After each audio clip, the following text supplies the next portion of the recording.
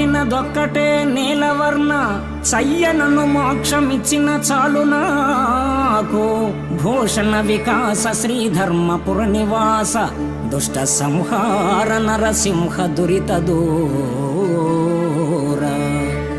పరంధామ ఐశ్వర్యం కోసమో, సువర్ణమయ సంపద కోసమో, పల్లకీలో ఊరేగే స్థితి కోసమో, భూముల కోసమో, బల సంపత్తి కోసమో, గోసంపద కోసమో నిన్ను అనుసరించి అర్చించలేదు.